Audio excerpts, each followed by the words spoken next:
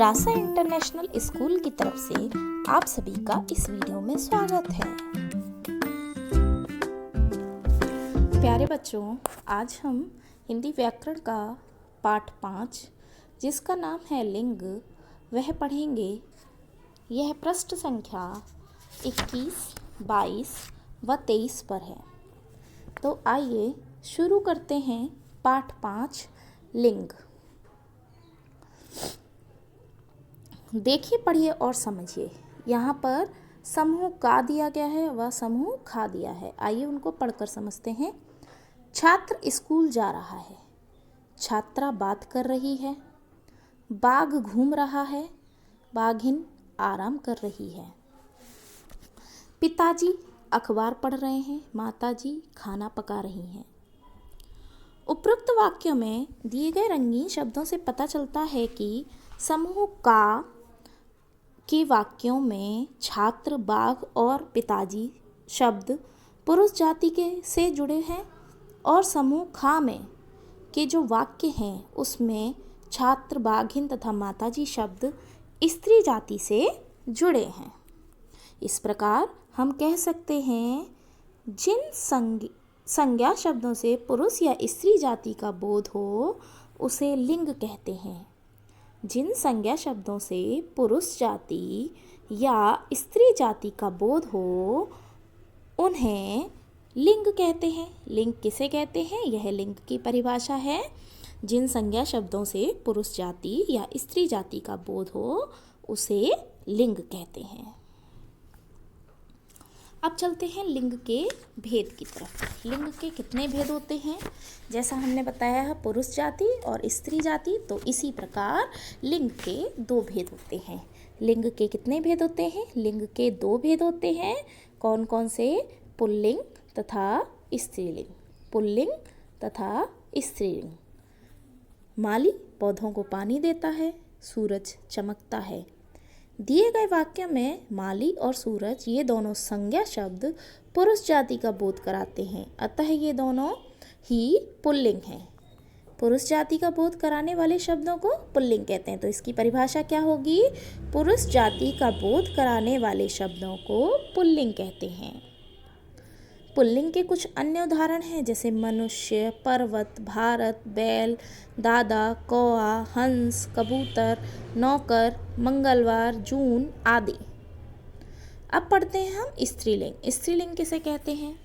जैसे हमने बताया पुरुष जाति का बोध कराने वाले शब्द पुल्लिंग कहलाते हैं, वैसे ही स्त्री जाति का बोध कराने वाले शब्द स्त्रीलिंग कहलाते हैं।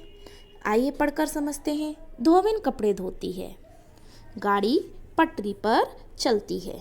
उपयुक्त वाक्य में धोबिन और गाड़ी संज्ञा शब्द स्त्री जाति का बोध कराते हैं, अतः ये स्त्रीलिंग है। इसकी परिभाषा क्या होगी? स्त्री जाति का बोध करवाने वाले शब्दों को स्त्रीलिंग कहते हैं। स्त्रीलिंग के कुछ अन्य उदाहरण हैं महिला, नारी, माताजी, कबूतरी, घोड़ी, वर्षा, हथिनी, पंजाबी, एकादशी आदि। यहाँ पर कुछ स्त्रीलिंग और पुल्लिंग शब्दों की तालिका दी गई है। आइए उनको पढ़कर समझते हैं।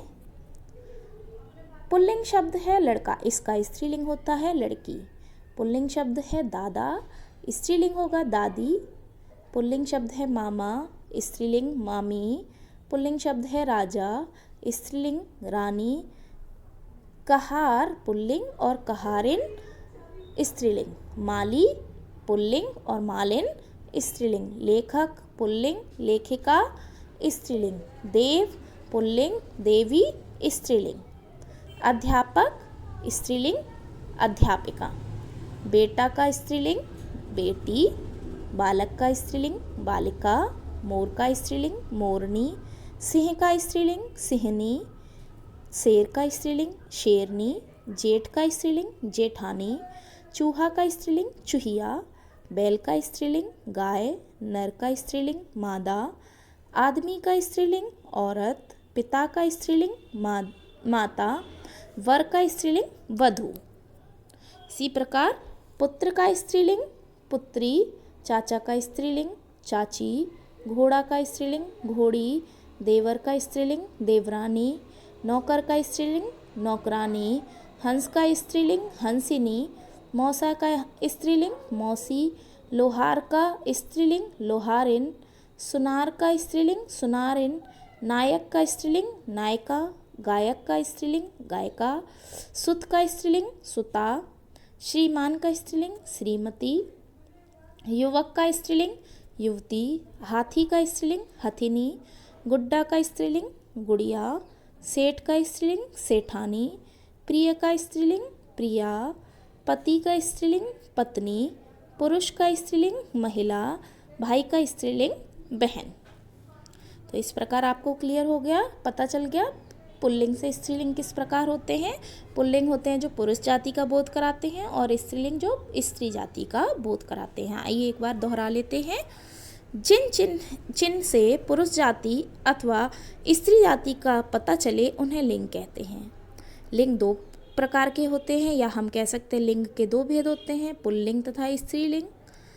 जिन शब्दों से पुरुष जाति का बोध होता है उसे पुल्लिंग कहते हैं, और जिन शब्दों से स्त्री जाति का बोध होता है उसे स्त्रीलिंग कहते हैं। तो आज हमने क्या पढ़ा? आज हमने पाठ 5 लिंग पढ़ा। तो अब हम नेक्स्ट वीडियो में नेक्स्ट टॉपिक कवर करेंगे। तब तक आप इसका अभ्यास कीजिए। धन्यवाद।